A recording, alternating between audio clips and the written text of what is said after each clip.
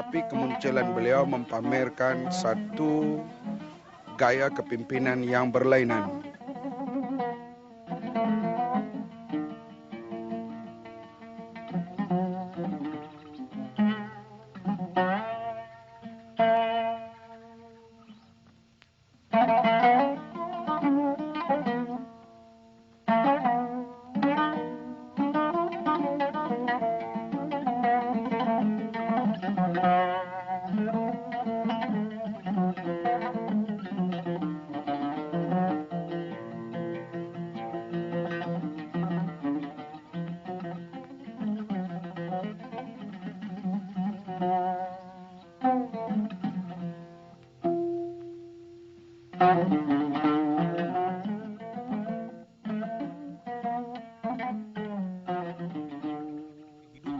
Yang berasaskan pada kesederhanaan itu menjadi menjadi agenda dalam kehidupannya. Inilah saya kira seorang tokoh yang harus menjadi role model kepada seluruh masyarakat.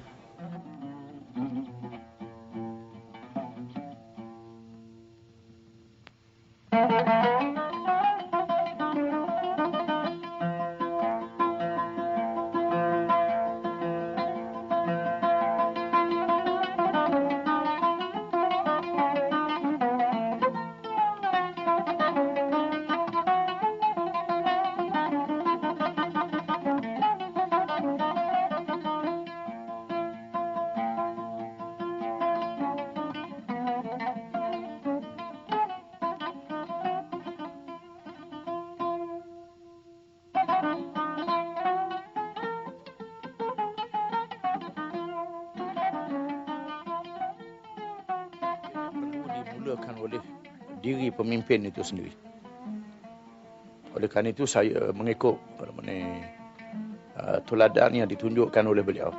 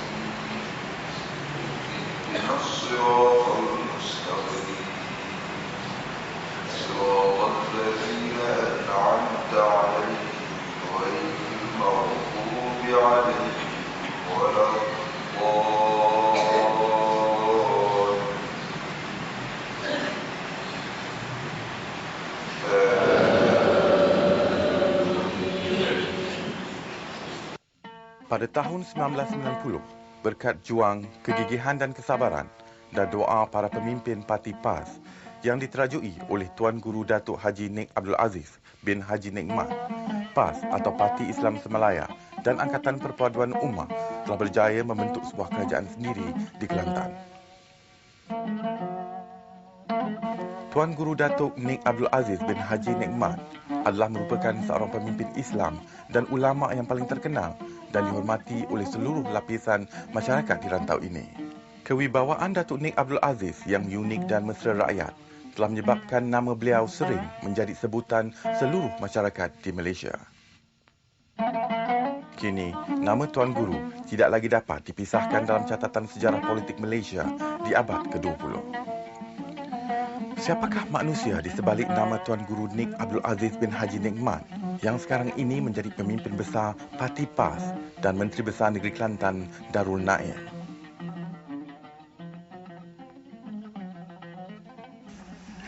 Kelahiran saya mengikut apa yang dikaji, bukan melalui surat beranak. Surat beranak tak ada. Kelahiran saya adalah tahun 1931.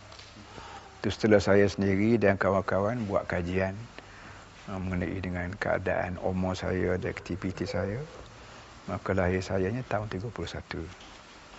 Suasana lahir saya di kampung Pulau Melaka. Kampung di mana rumah saya dan masjid saya dan sekolah saya sekarang sedang berada.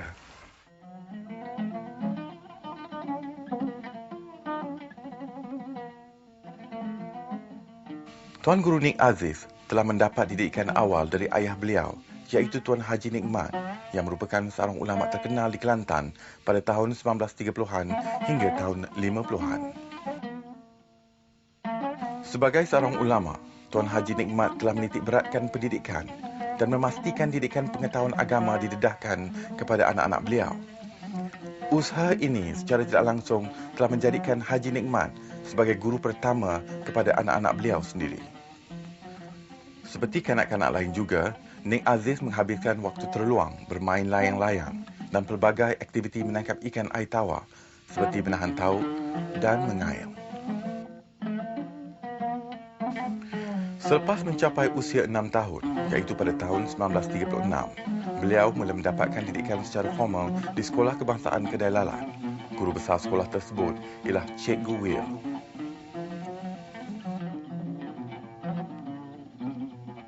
Keadaan sekolah Melayu dia panggil. Sekolah Melayu Kedai Lalat pada masa itu bangku tidak ada, tempat duduklah, tempat menulis tidak ada. Hanya berselur di atas lantai, atas tanah, tidak ada siming. Tanah kamu ada apatika. Duduk di situ, menulis. Macam mana dengan buku? Buku tak ada lagi masa tu, mula-mula masuk dia guna papan selik. Batu tu, batu. Dengan kapur? Ada dengan kalam pun batu juga, pensel pun.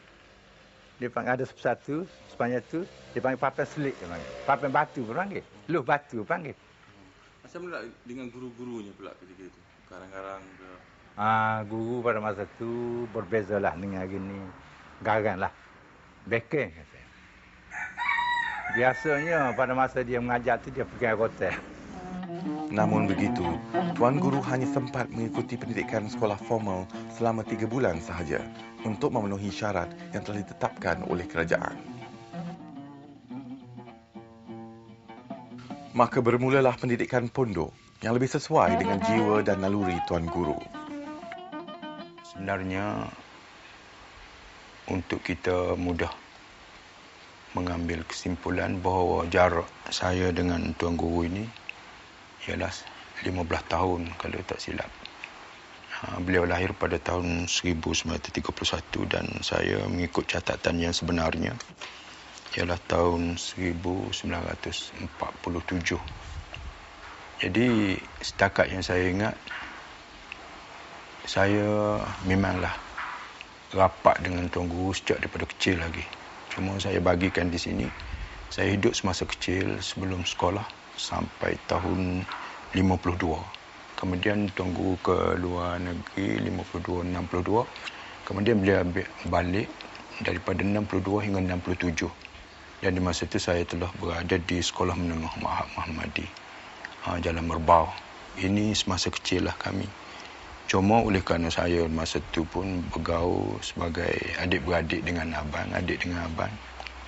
Jadi tidak nampak sangat lead ataupun kiadah kepimpinan tu. Cuma kita memang tahu sikap abang dan cara dia. Dan cara beliau ni, saya tengok memang jaga sangat masa. Jaga kebersihan. Suka sangat membaca dan baca Quran. Itu harian dia. Jadi sebelum subuh saya tengok memang baca Quran. Sejak daripada saya kecil lagi saya perhati. Dan dia ni memang berjalannya laju. Dan jarang sangat bercakap dengan adik-adik. Tapi walau macam mana pun seronok. Seronok kami berjenaka dan dia pun suka juga lawak. Berjenaka tapi sekejap sajalah. Sebab dia pun ada tugas dia. Saya bila dia balik tu memang rapat. Bercakap dan sebagainya. Saya bercakap dengan dia tu sebagai adik dengan abang lah. Tapi cuma kita dapat lihat di sini, dia tidak boleh dikatakan tidak suka membuang masa. Kedudukan sekolah pondok yang terletak di Besut agak jauh dan Tuan Guru mula menghadapi masalah baru, masalah pengangkutan. Atas dasar kesedaran untuk mendapatkan ilmu pengetahuan inilah ayahnya, Tuan Guru Haji Nikmat, telah menghadiahkan seekor kuda untuk dijadikan tunggangan Tuan Guru Nik Aziz ke sekolah. Terdapat di antara 3 hingga 4 ekor kuda di rumah Tuan Guru pada setiap masa.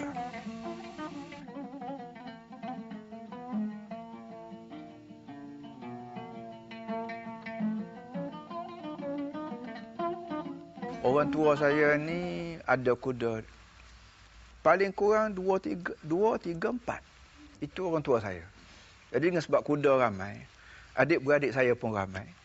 Jadi biasa je naik kuda saya, adik-beradik saya ni biasa naik kuda. Jadi satu hari tu, kuda ni suka mandi. Dia berkubang, mandi tu kerja dia. Jadi tengah hari, saya bawa kuda pergi ke sungai. Sampai pergi ke sungai dengan adik-beradik saya berlomba lah. Bila berlomba, menang kuda saya. Angkat tangan. Tengah angkat tangan tu biar awak melintas. Kuda ni dia secara emergency dia berhenti. Berhenti itulah saya jatuh. Kebetulan tempat jatuh tu minyak tar ni yang dipasang oleh askar Panjab ketika tu baru siap. Jadi saya jatuh kena atas minyak tar. Menyebabkan demam bukan 2-3 hari, 4 bulan saya demam. Saya sedar-sedar tu rambut saya dah luruh-luruh. Kaki saya jadi kecil kerana lama sangat 4 bulan kira lah. Musim pula masa tu masa Jepun. Tak ada hospital, tak ada apa, layanan ubat tak ada. Menurut kata Encik Anwar Bakri, dia kata itu menyebabkan Tuan Guru apabila semayang pun ketika bangun agak sakit belakang. Sakit, jadi doktor beritahu dah. Tulang belakang saya dalam X-ray tu nampak satu katis dia tu tidak ada sendi. Melekat. Satu katis. Sampai sekarang apabila kita jamah dengan tangan pun terasa. Jadi bila katis ni dia punya minyak tu, selendar tu tak ada. Maka dia tersepit, ada sejenis sarap. Sarap tersepit di situ. Dan doktor beritahu lama dah, satu masa kelak akan terasa kesan dia di tapak kaki kiri. Dan memang saya terasa sekarang. Sampai sekarang saya terasa kalau saya berjalan kaki banyak petang-petang, atau malam tu terasalah pedih-pedih. Saya terimalah qada Allah Taala, tak ada apa-apa. Ikut saya dengar cerita-cerita daripada orang tua-tua lah. Bahawa sebenarnya almarhum bapa ni memang suka bela kuda. Kurang lebih 40 ekor. Dan saya dalam tahun 60-an tu pun sempat. Dan kuda yang saya suka sekali, kuda warna merah. Dan satu lagi yang jahat tu warna putih. Memang tak boleh nak masuk rapat kalau dia lapar. Tapi saya suka. Apa yang penting, rumah kami dulu semasa kecil, dia 3 lah pengalaman saya. 1, rumah di Kedai Lalat. Kalau pergi tengok kawasan Kedai Lalat tu memang ada sebuah rumah almarhum ayah dan dipagar rapi dengan buluh. Pokok buluh halus, buluh pagar, buluh peleting yang panggil. Kemudian saya dibesarkan di sini.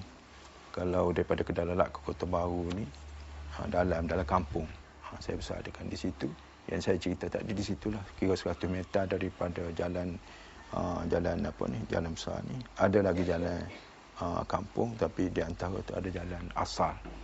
Jadi kuda ni memang dijaga, dipelihara dalam kawasan pagar. Jadi sayanya dengan adik-beradik tak ada sebab jarak tu jauh. Adalah abang. Tapi dia ada perbezaan sikit umur, kawan-kawan dia mungkin. Tapi petang-petang dalam seronok. Tapi memanglah saya pun dengar pun Tok Guru ni terjatuh kuda.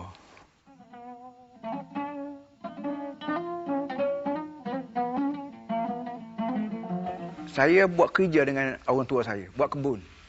Buat kebun saya pergi sendiri, adik-beradik saya menebang pokok-pokok untuk tanam getah. Terkena Allah Taala, satu hari hujan. Saya buat kerja juga.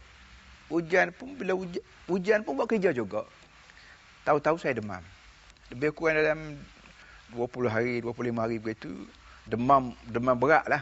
Sampai saya malam tu saya tinggal rumah, pergi masuk rata dalam hutan. Nasib baik, rimau tak ada, babi tak ada. Saya naik atas rumah tu orang terkejut. Kerana kain saya dah basah habis. Basah, air embun. Jadi akhir sekali orang tua saya kata beginilah. Mung ni tak layak cari harta. Dia mengajilah. Apa nak jadi-jadilah. Walaupun ketika tu rezeki cukup payah. Makan minum cukup-cukup tercatulah. Orang dah mulai makan ubi. Orang mulai pakai kain guni. Orang mulai belapa apa semua sekali. Tapi dah saat itu jugalah ayah saya buat keputusan. Tak bangun bagi bawa saya pergi ke buat kebun bersama dengan dia. Terus saya keluar daripada tanah Melayu ketika tu. Bulan Februari tahun 52 pergi bersama dengan adik bagi Tok Guru Haji Abah tadi namanya Ustaz Allah. Sekarang masih ada lagi dia. Masih ada lagi di Sungai Rasa Pasir Putih. Dia ada buat Amanah Abdullah orang panggil Allah India. Sampai sekarang masih ada lagi saya jumpa dia. Pada banjir baru ni jumpa. Dia lah bawa saya ke India kerana dia sudah belajar di India bahagian doktor. Pada tahun 1952, Tuan Guru telah mendapat didikan seorang Syekh Al-Hadis dan tarikat terkemuka di India bernama Maulana Hussein Ahmad Al-Madani di Universiti Dearborn, India. Tuan Guru menamatkan pengajian di universiti tersebut pada tahun 1957 sebelum berhijrah ke Pakistan untuk mengambil kursus tafsir Al-Quran. Tahu guru saya pula terlibat kaki politik semua, orang politik.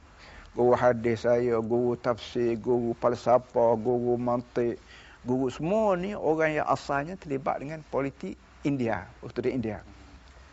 Guru saya Allahyarham Hussein Ahmad Madani pun terlibat dengan politik. Dia bergerak sama dengan Mahatma Gandhi, dengan Nehru, dengan orang-orang begini. Dan dia pernah menjadi orang yang disumbat dalam penjara di Pulau Malta. Tempat buangan orang putih terhadap orang India yang terlibat dengan politik, Pulau Malta. Jadi dia dikenal sebagai Asiru Malta, orang yang menjadi tawanan di Pulau Malta. Itu guru hadis saya. Habis saya belajar di India lebih kurang 5 tahun, saya pergi ke Lahore, Pakistan untuk ambil kursus pengajian tafsir. Lebih kurang 3 bulan, 4 bulan. Dan kursus ni tidak akan diberi kecuali orang yang telah tamat pengajian asas dalam Islam. Matiknya, tafsirnya, hadisnya, balaghahnya apa semua di India. Jadi saya pergi ke Lahore 3 bulan. Pun guru saya tu orang tua, janggutnya panjang, sengaja dia taruh panjang, dia anti Inggeris. Kerana Inggeris ni dia pandang hina kepada orang berjanggut. Kerana semua orang berjanggut ni umumnya melawan dia semua. Jadi mana-mana orang berjanggut, dia kira ni orang lawan aku. Jadi hamba Allah ni guru saya nama Maulana Ahmad Ali rahmatullah alaih.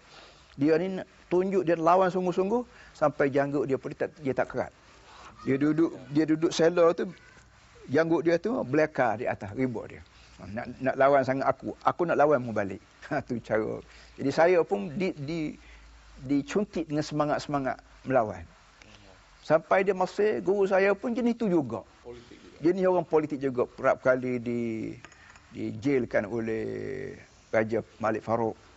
Begitu tu balik-balik ke Melaya. Jadi saya pun turut lain tu dan saya dapat tilang yang saya turut ni betul. Memang telah disusun oleh Allah Taala yang luar daripada kehendak saya sendiri.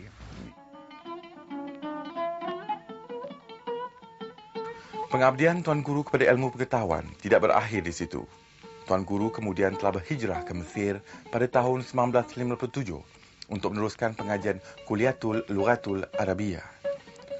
Ketika itu beliau bersama dengan seorang pelajar lain yang bernama Zain, iaitu anak buah kepada Datuk Abu Bakar Umar. Zain anak Melayu pertama yang menggunakan Vespa di Kahirah ketika itu. Tuan Guru kemudian berpindah dan dinaikkan ke tahap pengajian ikhtisas kehakiman syarah. Pengajian di bidang kehakiman syarah memakan masa tambahan selama 2 tahun. Habis pelajaran saya di India, sijil saya ni berguna untuk saya masuk kuliah di Mesir. Jadi ketika tu saya tak pernah berdepan dengan sebuah bandar besar metropolitan macam Kahirah. Kerana saya dia hanya di Kota Baru, di Jeriti. Serba tak cukup lah, serba tak ada apa. Sampai di Kahirah.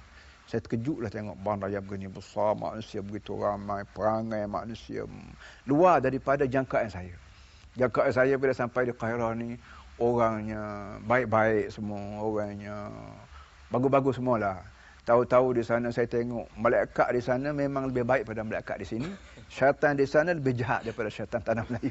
Itu saya boleh buat kesimpulannya. Tuan Guru telah berjaya memperolehi ijazah sarjana muda pengajian bahasa Arab di universiti tersebut sebelum meneruskan pengajian ke peringkat sarjana. Satu kebaikan waktu di Azhar ni, dia musim cuti, dia buka, pihak swasta ni buka peluang kuliah banyak. Ceramah, kuliah, diskusi tiap-tiap malam. Tiap-tiap orang tu berebut. Kita baca surat khabar siang hari tu, malam ni ada kuliah di sini, malam ni ada diskusi di sini, malam ni ada usrah di sini, malam ni ada muzakarah di sini. Cukup baik. Kita panggil library di sana pun menganjur benda-benda begini. Jadi malam-malam kita keluar pergi ke tempat kuliah pun. Cukup banyak ilmu yang saya dapat hasil daripada di luar ni berbanding dengan kuliah. Kuliah kita hanya mendapat ilmu asasi. Mana di perpustakaan? Perpustakaan terlalu banyak. Besar. Pustakaan besar dan percetakan ni terlalu banyak. Kita boleh beli buku ucapan orang besar-besar dengan harga 5 sen, 10 sen. Dia panggil 5 gurush, 10 gurush. Kita pergi ke mana-mana sekalipun, kita sambil-sambil pergi rekreasi, kita beli. Surat khabar di sana sudah menjadi kitab. Kita sini surat khabar ketika saya tinggal, surat khabar hanya surat khabar. Tak ada cerita apa. Tapi surat khabar di sana menjadi ilmu. Baik dalam bidang apa sekalipun, saya banyak dapat ilmu di Kahirah melalui surat khabar dan melalui buku. Kerana surat khabar sendiri itu bermacam-macam tulisan, bermacam-macam tajuk. Ditulis oleh pakar-pakar dalam satu bidang. Cukup baik. Malahan suasana politik ketika itu di Kahirah pun begitu. Begitu. Memang begitu. Cukup hebatlah. Hebat. Berbeza terlalu jauh. Kita, waktu saya tinggal, nak cari seorang doktor menulis. Doktor PhD lah. Tak ada. Doktor pun berkali tak ada. Tahun 52. Dia saya masih ingat orang Tengku Abdul Rahman baru nak jual batu jokong untuk buat Universiti Melaya sebagai mencari derma. Universiti Melaya tak ada lagi bagi ketika tu. Nak jual batu jokong sekeping RM10 ke RM1 ke RM10 sekeping sebagai memo sebagai memori untuk ingatan lah. Jadi di manalah orang Melayu dia dapat ilmu ketika tak ada. Tetapi pergi ke India baik, ke Pakistan baik, Kairah baik, pendedah. Mana pendedahan tu pendedahan ilmu terlalu banyak.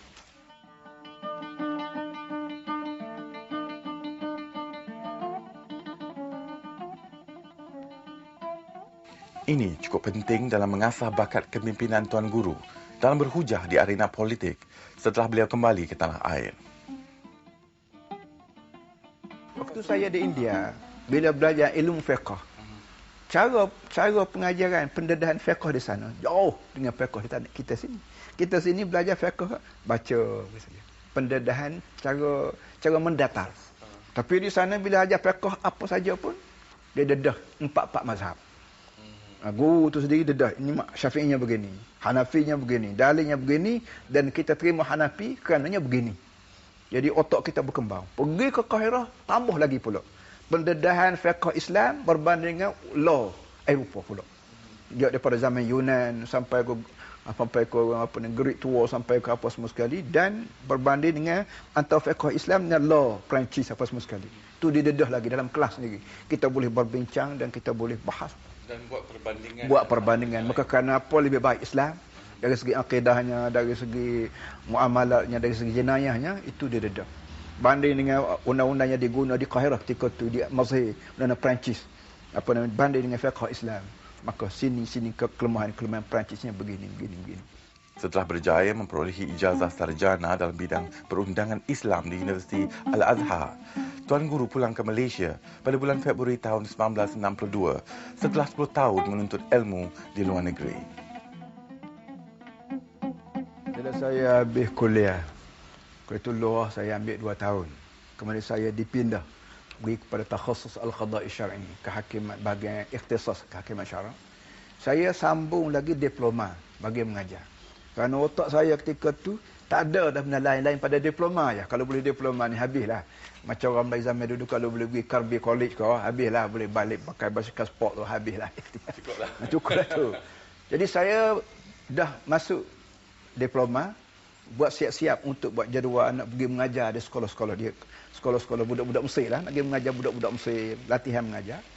Datang saudara kita Ustaz Yusuf Bakar. Yusuf Bakar di Kuala Lumpur sekarang. Dia ni terkenal dengan khatab, dengan penulis cantik. Dia masih hidup sekarang. Baru ni dia buat perayaan raya di kampung dia asal dia, di Tawang ni saya pergi. Macam tak kenal saya Ruban Nabi. Dia tengok raya Ruban. Saya tengok dia Ruban. Dia ajak saya balik. Dia kata dia balik lah. Sebut kata balik tu walaupun saya tak terlintah nak balik. Dah tak jadi nak buat apa dah. Nak balik. Rindu pada tanah air ni. Tuhan lah punya tahu. Kerana dia ajak. Kalau dia tak bersungguh balik, saya tak balik. Saya tak balik. Dan ketika tu pula, latihan ketenteraan. Semua pelajar-pelajar Afrika Asia diberi latihan tentera 2 kali seminggu. Pelajaran dalam tenteraan saya pun dah banyak dah. Cara guna senapang, cara guna jalan tepi pantai, cara pasang kawat, cara berjalan atas pasir supaya musuh tak dapat kesan. Banyak dah pergi. Lempar bol tangan lagi. Tak sampai ke peringkat tu. Janjinya seminggu lagi ke 2 minggu lagi ke. Dalam latihan menembak saya dapat peluru hadiah. Dia tak beri duit, dia bagi hadiah peluru. Peluru ni lah peluru angin kita panggil, senapan angin. Tu buat latihan. Jadi tengah-tengah tu habislah bila sebut nak balik, terbalik. Saya jumpa Allahyarham Anwarus Sadat. Anwarus Sadat ni ketika tu Presiden Muktamar Islam. Saya datang ke Kahirah melalui biasiswa dia lah. Saya pergi, guru Mesir di India ada 2 orang. Datang dengan nama Muktamar Islam ni. Dialah yang membiayai saya datang ke Mesir. Tiketnya,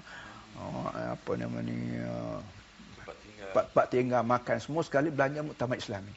Presidennya Raja Saudi, Malik Faisal ke apa namanya? Faisal, kemudian Setiausaha Agungnya Anwarus Sadat. Dia tu jadi Setiausaha Agung ketika tu. Bila saya nak balik, saya pergi ke pejabat dia. Beritahu, tuan, saya nak balik. Dia kata nak balik pun boleh buat, boleh lah. Tiket kapal semua siap semua sekali.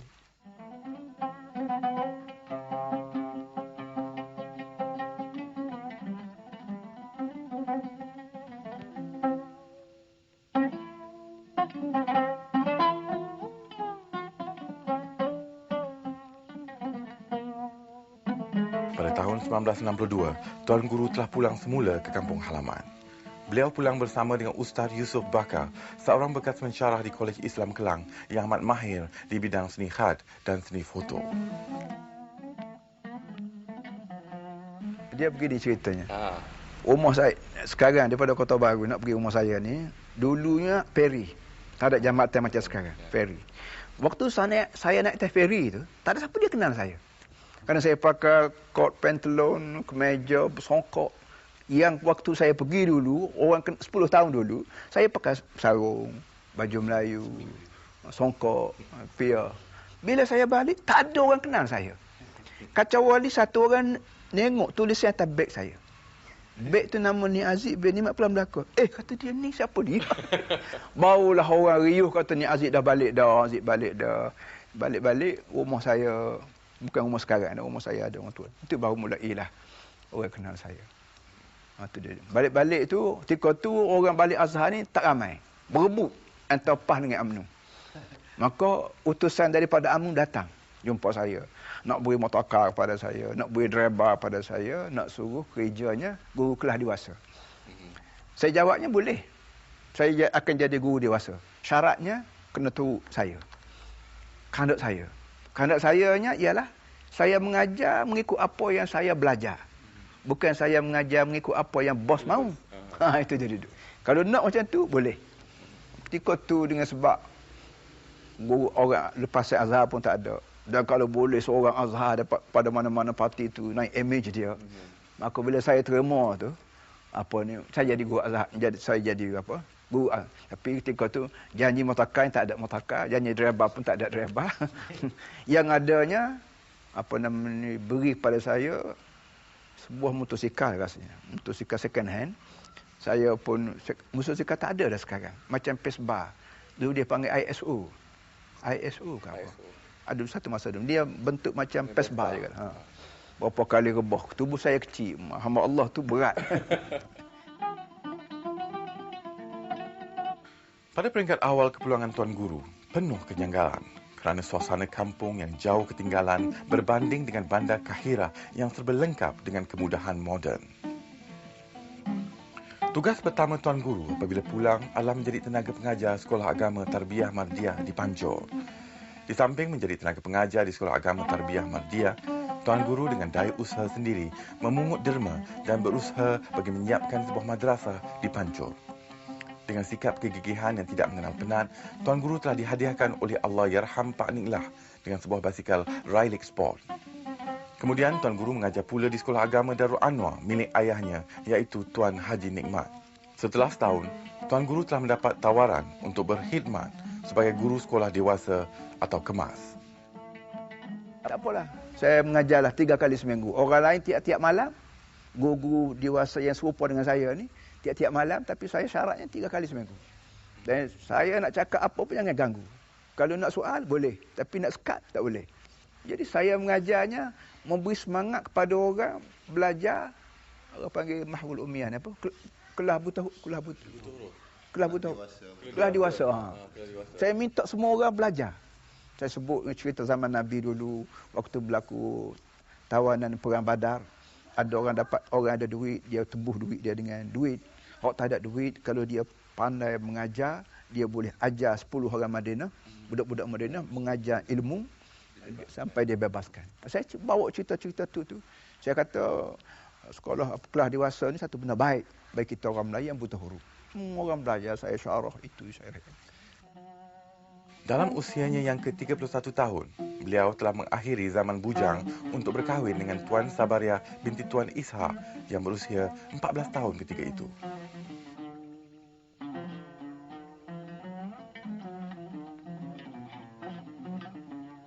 Saya ingat masa kecil lah, maknanya saya boleh rasa bila saya masuk sekolah rendah dan berkawan dengan kawan-kawan, saya boleh rasa bila saya kenal kawan-kawan saya boleh rasa bahawa keluarga saya ni memang terdidik dalam satu suasana yang berbeza daripada keluarga lain lah.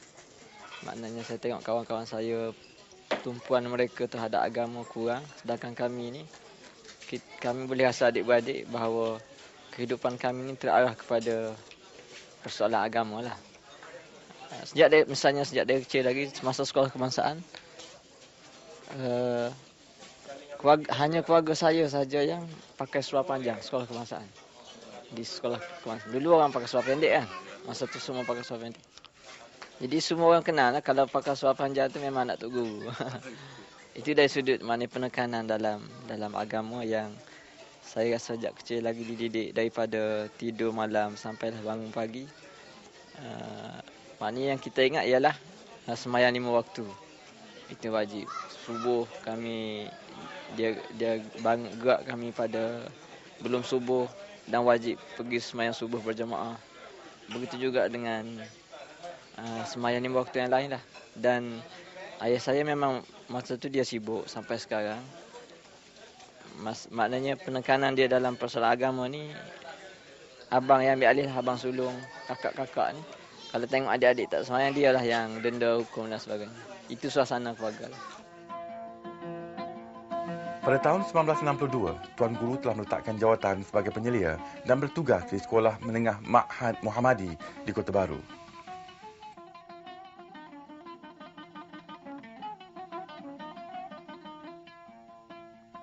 Malam tadi saya mengajar dewasa. Siang hari saya mengajar di sekolah saya sendiri. Sebelah pagi Darul Anwar. Sebelah pagi sekolah saya. Petang sekolah Pak Niklah Pancur. Allahyarham Pak Niklah minta saya mengajar pagi di sekolah saya, petang sekolah dia. Begitulah, kalau tidak pagi ke petang bertukar begitulah. Tapi pagi pun mengajar, petang pun mengajar, malam pun mengajar sekolah dewasa. Teruk kerja.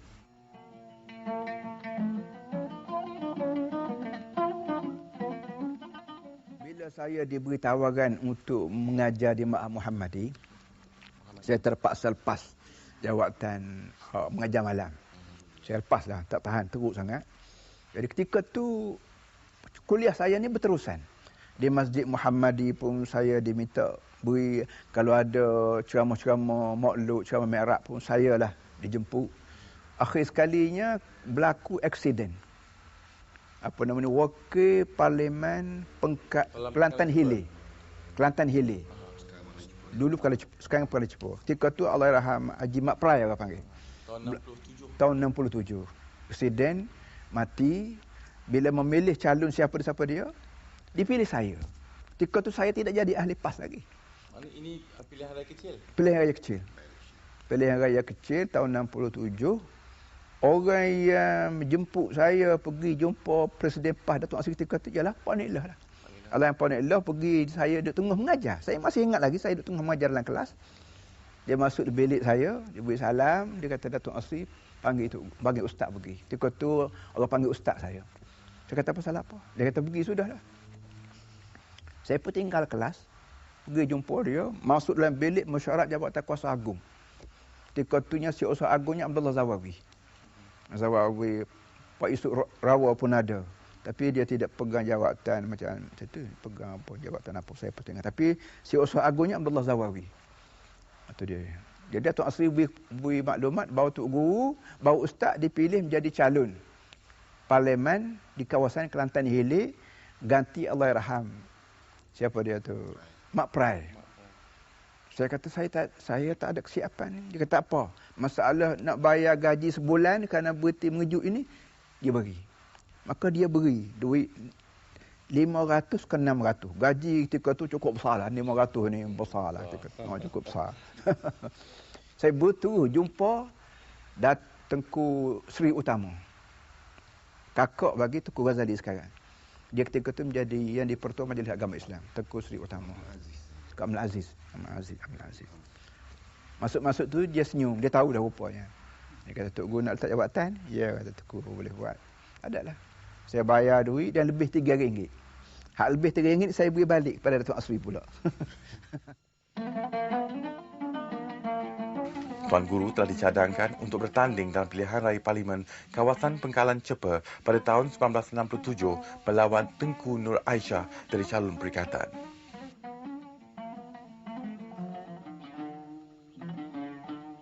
Saya berhenti hari upacara nak menamatkan khidmat saya di Ma'had. Saya menangis. Saya ingat tak pernah lagi saya menangis lebih banyak. Ini terisak-isak atas pentas. Guru saya duduk tengok, murid-murid saya tengok. Sayang saya kepada Ma'had. Pada profesi guru tu memang saya sayang. Tapi saya hiburkan hati saya, baru saya sebut, tuan-tuan guru, ustaz-ustaz semua, anak murid semua. Saya bukan nak jadi apa, nak jadi guru juga. Saya duduk sini pun mengajar. Saya pergi parlimen pun mengajar. Doalah mudah-mudahan ucapan saya di parlimen dalam bentuk dakwah Islamiah. Alhamdulillah doa orang itu mustajab. Saya sampai sekarang pun di mana saya berucap pun dalam bentuk dakwah. Setelah berjaya memenangi pilihan raya ini, bermulalah kehidupan Tuan Guru yang kini bergelar Wakil Rakyat Parlimen yang sering berulang-alik ke Kuala Lumpur di samping melayani masalah masyarakat tempatan. Kegigihan Tuan Guru yang tidak mengenal penat untuk berceramah dan memberi penerangan tentang kebenaran Islam telah menyebabkan beliau dilantik sebagai Ketua Dewan Ulama PAS Pusat selepas bertanding dan memenangi pilihan raya menggantikan Tuan Haji Husin Rahimin, Pesuruhjaya PAS Negeri Kelantan pada tahun 1978. Beliau sampai ke hari ini kesal kerana terpaksa bertanding lalu menggantikan Tuan Haji Husin Rahimin. Walaupun PAS menghadapi ujian genting pada tahun-tahun 80-an, namun berkat usaha pimpinan Pesuruhjayanya, Tuan Guru bersama keluarga Angkatan Perpaduan Ummah telah berjaya membentuk sebuah kerajaan sendiri pada pilihan raya 1990. Akhirnya, para pemimpin PAS negeri dengan sebulat suara telah melantik beliau sebagai Menteri Besar Kelantan hinggalah ke hari ini. Memanglah pertama sekali kita sebagai orang Islam diajar jangan berebut jawatan. Kerana jawatan-jawatan ni khizyun fid dunya wa nadamatun fil akhirah. Di dunia ni kita hina, kita dicaci orang, kita dikata orang. Akhirat kelak kita akan menyesal sekiranya kita tak tahu ajaran Allah Subhanahu taala. Jadi mau tak mau dah parti saya dilantik jadi Pesuruhjaya dan rakyat pun boleh terima saya mengikut pilihan parti saya lah menjadi menteri besar. Saya pun terimalah. Paling kanan, paling kiri, nampak semua orang senyum semua. Saya terimalah dengan segala berat hati. Kerana saya ni tak pernah jadi ketua cawangan. Ketua cawangan saya tak pernah. Ketua kawasan pun tak pernah. Tahu-tahu dilantik jadi ketua negeri selalu. Yang dipanggil Pesuruhjaya. Apalah, saya terima jawatan MB dan saya masih ingat sebagai status sejarah bila sampai hari ESCO, saya seruah pada setiausaha kerajaan jadi pengurusi hari itu. Kerana saya tak erti macam mana nak buat ESCO ni. Saya duduk skor ESCO kerajaan ni, beza banyak dengan parti. Jadi kali yang pertama ESCO saya serah pada setiausaha kerajaan. Datuk tolong urus mesyuarat. Saya nak tengok. Hari yang kedua pun, giliran yang kedua, saya serah lagi pada orang yang sama, ngurus lagi. Tengok-tengok, saya kata serupa dengan mesyuarat parti ni. Aku mesyuarat parti jadi pengurusi Suruhjaya, serupa lah. Kerana sebanyak mana, dalam parti ni sebanyak mana anggota tu ialah ketua-ketua kawasan. Ketua kawasan, setiausaha kawasan. Jadi bila masuk ESCO, orang yang menjadi orang bawah saya ni, setiausaha kerajaan. Lepas tu aku wakil rakyat. Serupa lah, pahit sama ada pahit. Di akhir sekali kali yang ketiga, saya urus sendiri. Alhamdulillah sampai ke tengah hari ini pun, alhamdulillah rakyat beri kepercayaan kepada saya dan sekarang alhamdulillah bertambah lagi. Hari ini Tuan Guru Haji Nik Abdul Aziz memangnya sudah dikenali oleh rakyat sebagai pemimpin sederhana di dalam semua aspek kehidupan.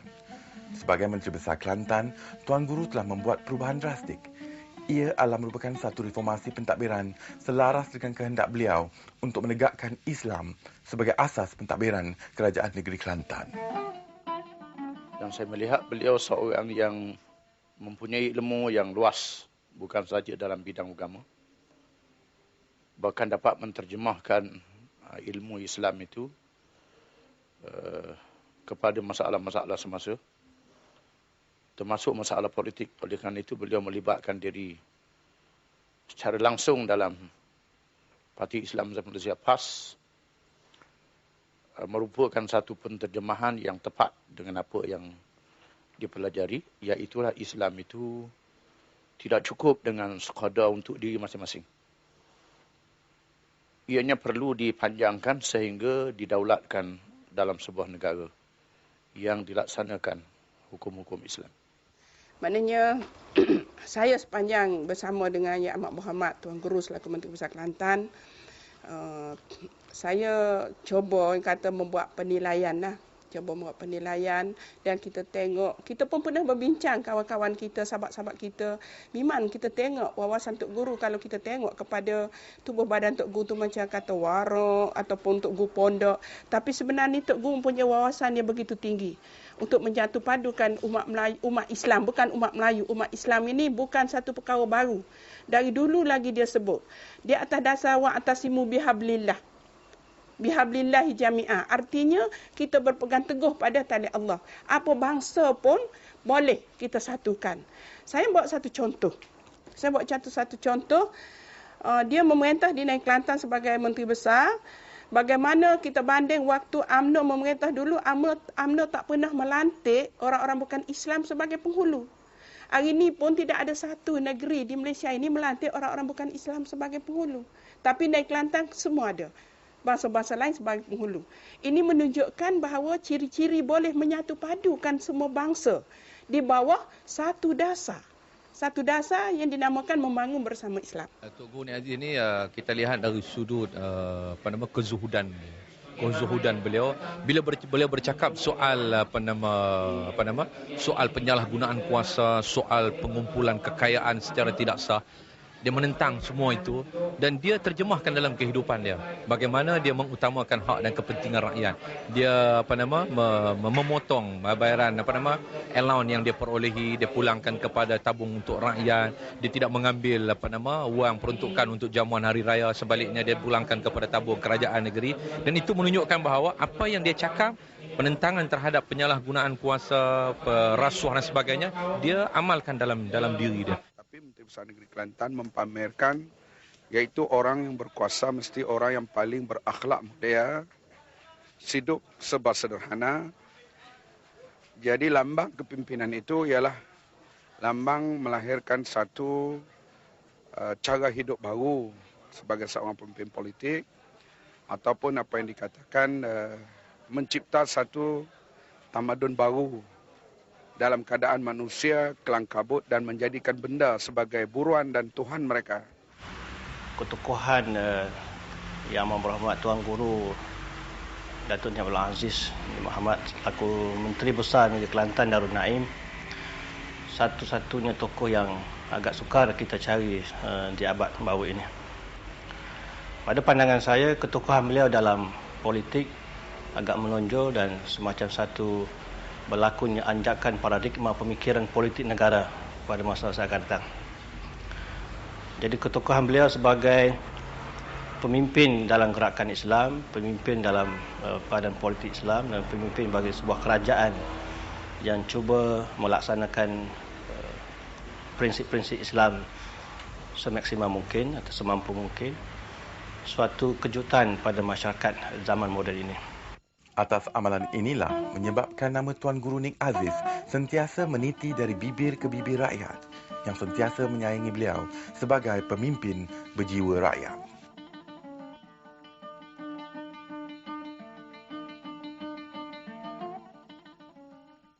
Yang pertama sekali cita-cita saya ialah nak suruh semua rakyat Malaysia ni sedar bahawa walaupun kita ni orang Melayu, walaupun kita ni orang Cina, walaupun kita ni orang India apa semua sekali, kita mesti ingat kita ni hamba Allah.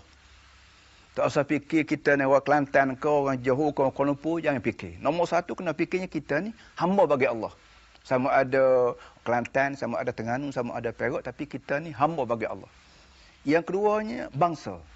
Melayu baik, Cina baik, hakikatnya adik-beradik. Betul-betul sebagaimana orang Melayu Kelantan dengan orang Melayu Kedah. Bahasa dia lain sikit, tapi warna kulit serupa, sama-sama Melayu. Kelantan ada bahasa dia sendiri. Melayu Kedah ada bahasa dia sendiri. Melayu Johor pun ada bahasa dia sendiri. Belain tu kerana geografi. Begitu juga Cina. Cina di Beijing dengan sebab terlalu jauh dengan Kuala Lumpur zaman dulu, maka dia jadi Cina, kita jadi Melayu, dia ni jadi Jawa, kita ni jadi India. Kerana masalah geografi je. Hakikatnya kita ni adik-beradik. Itu kenyataan yang dibawa oleh Quran sendiri.